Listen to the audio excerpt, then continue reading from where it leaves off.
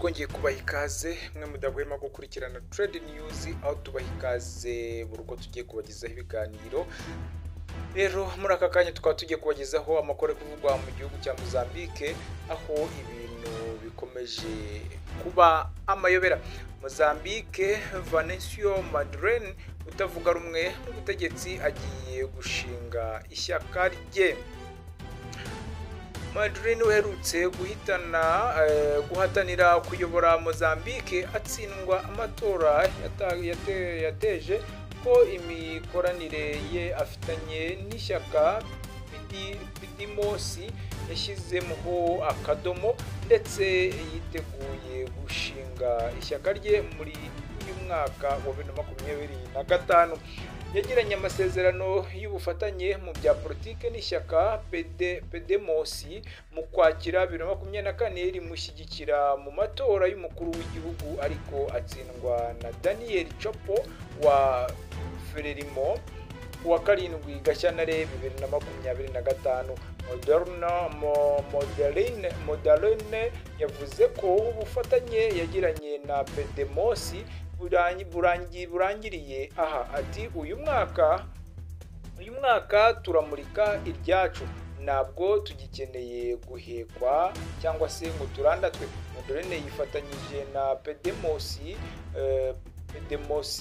nyuma y'uko ihuriro ry'amashyaka aharanira demokarasi yari yanyuzemo ngo yiyamamaze atabyemerewe kubera kudakurikiza amwe mu mategeko abagenga. Kuva Podemos yabaho ntiyigeze ihagararirwa mu nteko ishinga amategeko kugeza mu matora ya 2024 ubwo yahise ibona imyanya 48 ihigika Renamo yahoze iyobora amashyaka atavuga rumwe n'ubutegetsi ubu ifite intebe 28 mu badepite 250. Mondlane yatandukanye na Podemos ayishinja kugambanira abayoboke bayo nyuma yo kwinjira mu biganiro bigamije guhosha imvururu zakurikiye amatora muri Mozambique. Umujyanama we yavuze ko iryo shyaka ritigeze rimenyesha abayoboke ibitekerezo ry'ibijyanye n'ibiganiro by'ako kanya. Kuva mu mpera za 2024 Mozambique yaranzwemo imvururu zikomeye zateje na Venancio Mondlane wahamagariye urubyiruko kwigaragambya cyangwa se kwigaragambya cyangwa se ruyoboke be kwigabiza imihanda, gusenya ibikorwa remezo no gusahura. Bavuga ko bibwe amajwi mu matora. Club of Mozambique yanditse ko mu ngingo aya hakurikiraga uduce tumwe tubamo imyigaragambyo idakanganye. Abantu 327 nibo baguye muri iyi myigaragambyo. Tunyarukire rero ku yandi makuru havugwa ku Nyarwanda.com aho bigiye kuvuga ko Grace-Kana yavuguruje ibyo yavuze ku barimo Bob Wine. Umuhanzikazi Grace-Kana yasabye imbabazi ku birego bifite gihamya ku bayobozi b'ishyaka rya Bob Wine NUP avuga ko byatewe n'inzoga. Umuhanzikazi Grace-Kana hasabye imbabazi ku birego bidafite ishingiro yaregaga abayobozi b'ishyaka rya NUP nyuma yo kuvuga ko yibwe igikapu cye muri iki cyumweru. Grace-Kana yareze bamwe mu bayobozi bakomeye ba NUP barimo Edise Yawe, Bob Wine na Bebe Wine Chaguranyi.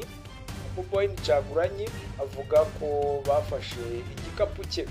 Uyu muhanzikazi afite uburakari bukabije mu mashusho yakwirakwijwe cyane ku mbuga nkoranyambaga ubwo yari mu muhanda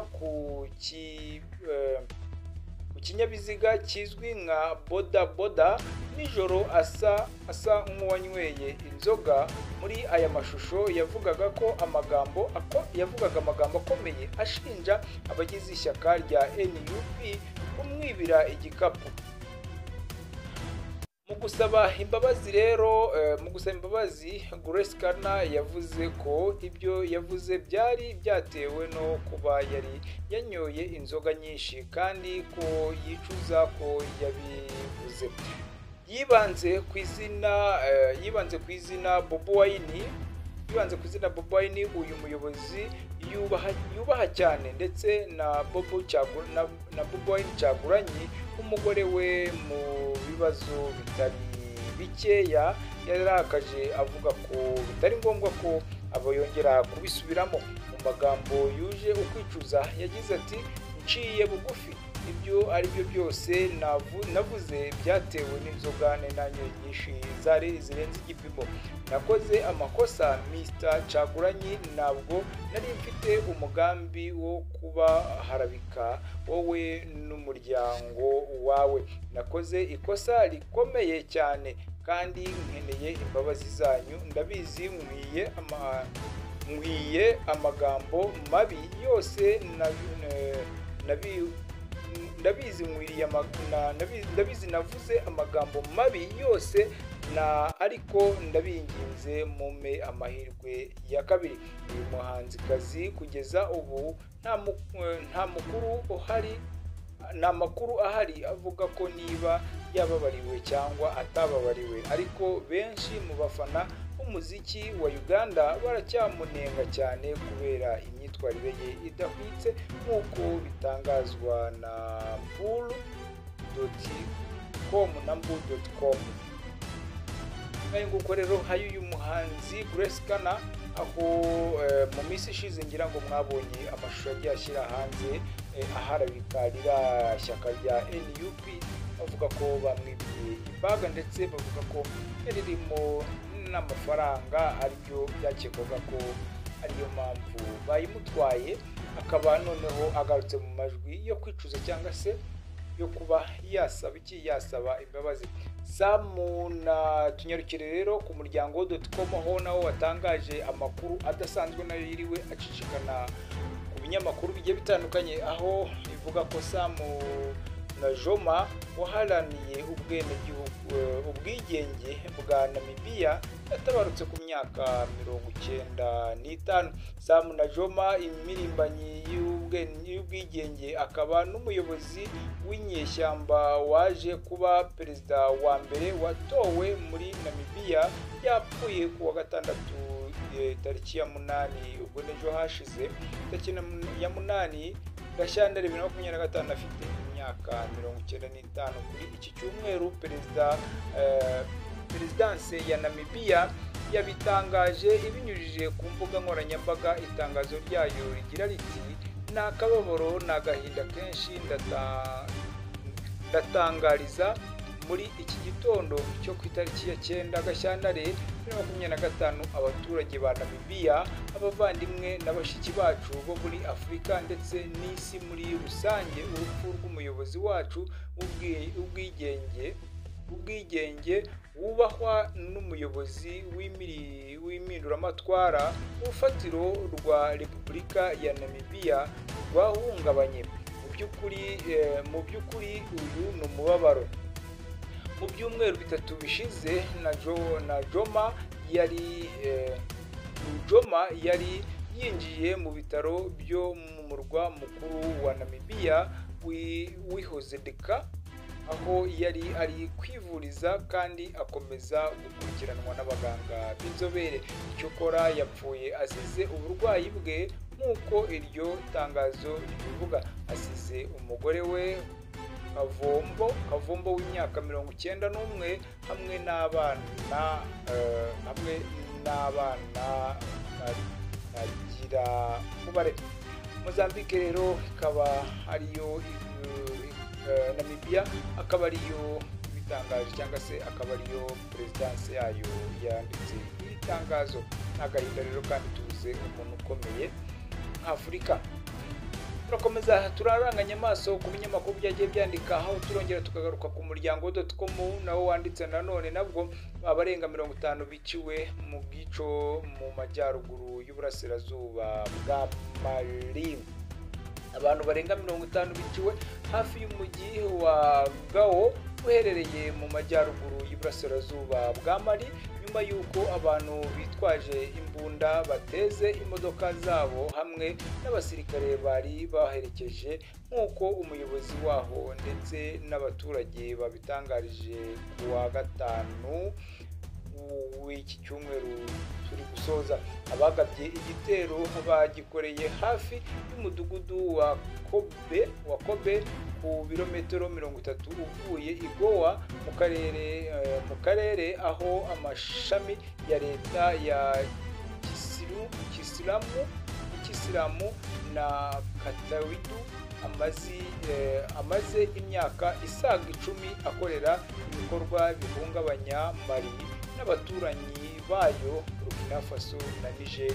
Kuri uyu wa gatandatu ushize, umuyobozi waho utifuzaga ko amazina ye atangazwa yabwiye The New Times ati abantu basimbutse mu modoka kugira ngo bahunge, hari abaturage benshi bapfuye n'abandi barakomereka. Uyu muyobozi yavuze ko imirambo igera kuri 56 yabonetse yanditswe mu bitaro bya Gao. Akomeza avuga ko hari kandi umubare w'abasirikare utazwi bakomeretse barimo bashaka kurwana. Igisirikare cya Mali cyahise gisubiza icyifuzo cyo gutanga ubusobanuro kuri iyi mirwano. Umuturage wa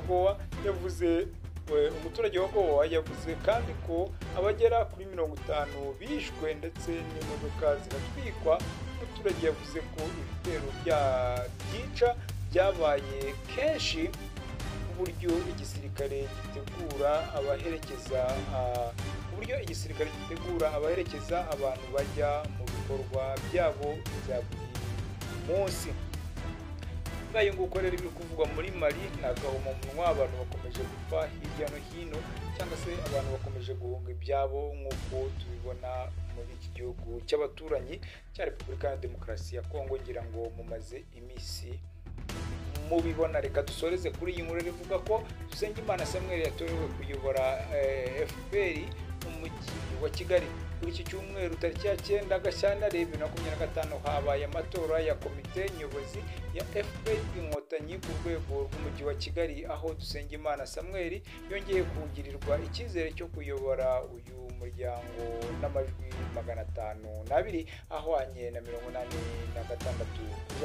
by'abari bagize inteko itora. Akimara gutorwa, Dusengimana yabwiye itangazamakuru ko agiye gushyira imbaraga nyinshi mu gukangurira abaturage kwitabira kugira uruhare mu bikorwa mu gihugu, guteza imbere serivisi n'imibereho myiza ishingiye ku buzima, kwiga kw'abana hamwe no kwita ku miryango yose muri rusange. Yagize ati tuzagenda tugabanya ibijyanye n'ubwigunge ndetse n'ihungabana kuko ubona ko naryo rigenda riba ryinshi, ariko kandi abaturage bazagira uruhare mu gufata ibyemezo, aho ibitekerezo byabo bigera mu nzego z'ibanze ku buryo aribyo dushingiraho dukora akazi.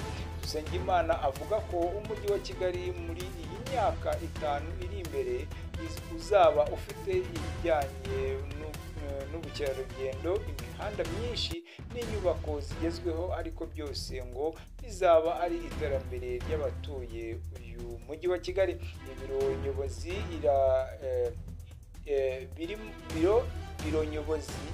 irangije manda y'imyaka 5 yari igezwe na Dusengimana Samuel usanzwe ari perezida, ari we chairman, akaba na meya w'umujyi wa Kigali. Zulfati Mukarubega wari vice perezida yasimbuwe na Nshimiyimana Haruna wabonye amajwi 452, ahwanye na 77%.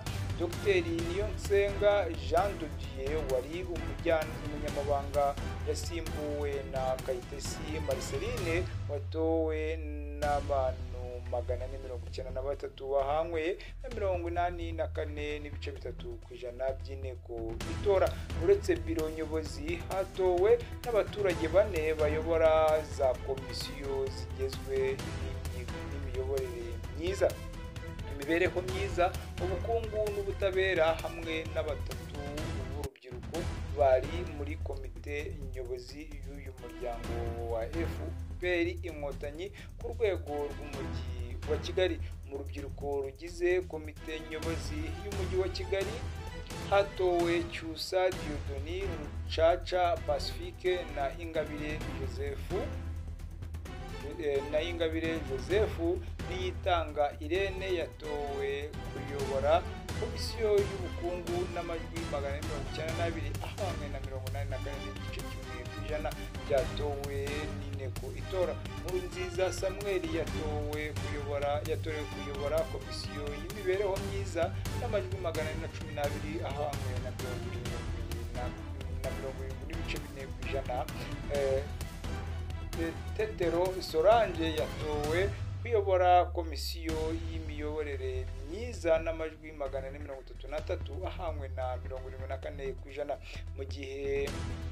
mu gihe Metere Nyamaswa Raphael yatorewe kuyobora komisiyo y'ubutabera n'amajwi 420 ahanywe na 72%. Umukambwe Tito Rutaremara waruhagarariye umunyamabanga mukuru wa FPR Inkotanyi muri ayo matora yasabye abayobozi n'abanyamuryango muri rusange kumenya gusubiza no gukemura ibibazo batarinze guhamagara kuyobora batarinze guhamagara ubuyobozi bukuru bw'umuryango kuko ngo baba bazi imikorere yawo. Yagize ati mugomba kuba abakandida kuko umukandida yumva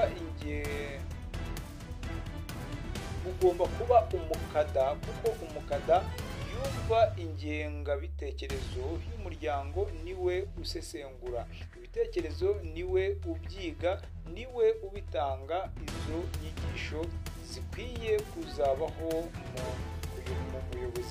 mu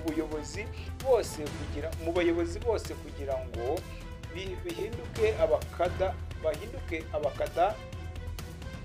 bahinduke abakada ntibibe bya bindi by'izina gusa. Rutaremara wagize uruhare mu kubohora igihugu avuga ko kera bakiri ku rugamba washoboraga kumva umukada wa FPR uri muri Australia avuga kimwe n'uri muri Uganda cyangwa uri muri Zaire n'ahandi kandi batagiyeho inama. Ariko ubu ikibazo cyose kibaye ngo buri wese ahamagare ku cyicaro cy'umuryango urusororo, nyamara ibisubizo biri muri we.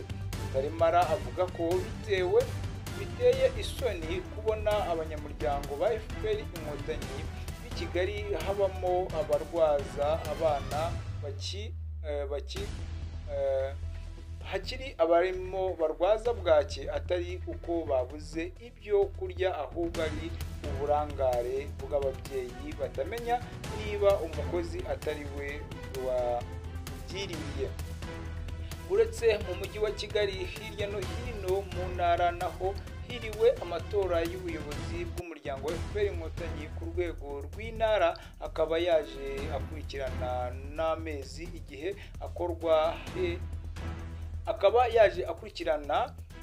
n'amaze igihe akorerwa uherereye ku rwego rw'umudugudu. aya matora rero akaba yagiye ashyiraho abayobozi bagiye batandukanye, aho Dusengimana yongeye gutorerwa kuyobora umuryango wa FPR Inkotanyi ku rwego rw'umujyi wa Kigali, ariko ari mu bari bagize biro nyobozi irangije manda y'imyaka 5, aho yari asanzwe ari perezida ari we chairman, akaba n'umuyobozi w'umujyi wa Kigali yakoranaga na Zulfati Mukarubega ari we wari visi perezida we. Hamwe rero n'andi makuru turaguma tubagezaho kuri Trade News. Icyo tugusaba nuko ukora subscribe kugira ngo tugume tubane muri aya makuru, ufungura inzogera kugira ngo notification tuzajya dukora zigeze kugeraho 5 kandi no gukora subscribe ukatera na comment, ibyo nabyo biri mu bidufasha kubona ko udukurikiranye kandi udutera